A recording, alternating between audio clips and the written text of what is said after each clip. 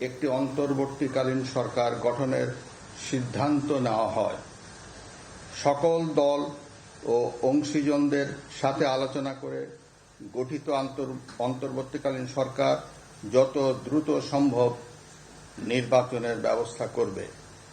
বৈষম্য বিরোধী ছাত্র আন্দোলন ও বিভিন্ন মিথ্যা মামলায় আটকসহ সকল বন্দীদের মুক্তি দেওয়া হবে।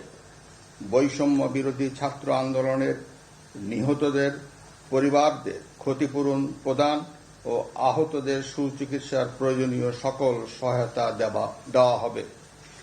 সর্বসম্মতিক্রমে বিএনপির চেয়ারপারসন বেগম খালেদা জিয়াকে মুক্তি দেওয়ার সিদ্ধান্ত নেওয়া হয়।